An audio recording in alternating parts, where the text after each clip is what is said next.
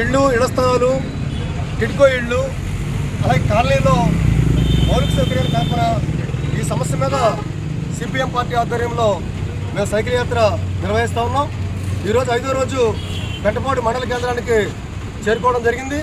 ఇక్కడ పెద్ద ఎత్తున పెంటపాడు గ్రామస్తులు, కార్మిక వర్గం వారు ఈ సైకిల్ యాత్ర బృందానికి స్వాగతం పలికారు. వారందరికీ కూడా ఈ బృందం తరఫున ధన్యవాదాలు తెలియజేస్తూ ఉన్నాం.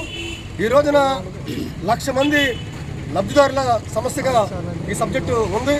20,000 పైగా టిడ్కో గృహాల వారి సమస్య, 64,000 ఇళ్ళు జగనన్న కాలనీల సమస్య, అలాగే మరొక 25,000 ఎన్టీఆర్ హౌసింగ్ స్కీమ్ కింద సమస్య.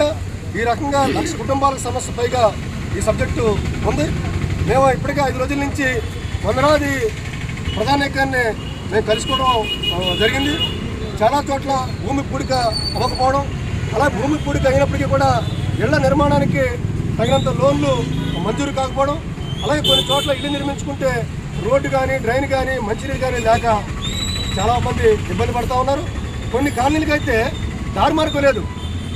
కాలనీ నుంచి బయటకు వస్తే లోపలికి వెళ్ళడం లేదు, లోపల నుంచి బయటకు రావడం లేకుండా పరిస్థితి ఉంది.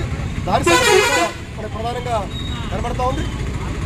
టిడ్కో ఇళ్ళు అయితే, టిడ్కో ఇళ్ళు ఒక గతంలో స్వాతంత్రోద్యమంలో పాల్గొన్నటువంటి నాయకుల్ని అండమాను తీసుకెళ్ళి జైల్లో పెట్టేవారు.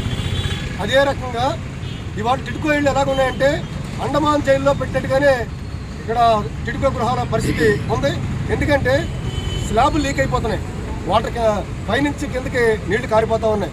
అలాగే అక్కడ డ్రైనేజ్ సిస్టమ్ లేదు, అలాగే టాయిలెట్లు కూడా లీక్ అయిపోయి మొత్తం ఏదైతే లెట్రిన్స్ ఉన్న ట్యాంక్స్ ఉన్నాయో అవన్నీ లీక్ అయ్యి తీవ్ర దుర్గంధం అవుతూ ఉంది. అక్కడ ఏ ఒక్క సమస్యని కూడా ప్రభుత్వం పట్టించుకున్న పాపాన పోలేదు. అందువల్ల టిడ్కో గృహాలు ఒక జైలు మాదిరిగానే ఇవాళ మారే పరిస్థితి కనబడుతూ ఉంది. ఈ రకంగా అనేక ఏళ్ల తరబడి గృహాలు వేసుకుని పట్టాలు లేకపోతే ఇవాళ ప్రజలు ఇబ్బంది పడుతూ ఉన్నారు. ఈ రకంగా ఈ అన్ని సమస్యల మీద కూడా మేము ప్రజలను కలుసుకున్నాం. వాళ్ళు తీవ్ర ఆవేదనని మా ముందు వ్యక్తం చేశారు.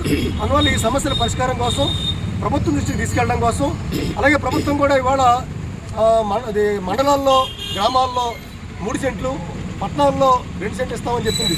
కానీ బడ్జెట్లో ఎక్కడా కూడా మేము రాబోయే కాలంలో ఇంత భూమి కొనుగోలు చేస్తున్నాం, వీళ్ళందరికీ పట్టాలు ఇస్తామని చెప్పేసి ఎక్కడా కూడా డబ్బు కేటాయించలేదు.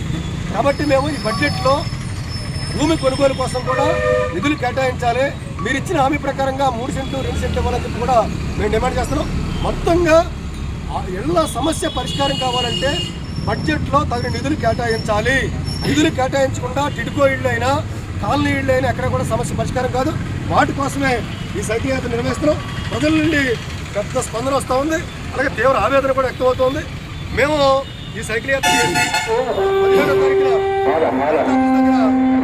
నిర్వహించబోతున్నాం. ఆ ధర్నా కార్యక్రమానికి కూడా జిల్లా వ్యాప్తంగా లబ్ధిదారులందరూ కూడా పెద్ద ఎత్తున తరలి రావాల్సిందిగా విజ్ఞప్తి చేస్తున్నాం. 17 కలెక్టరేట్ తర్వాత కూడా ఈ సమస్యల పరిష్కారం కోసం సిపిఎం ముందుండి పోరాడుతుందని చెప్పేసి లబ్ధిదారులందరూ కూడా హామీ ఇస్తూ ఉన్నాం.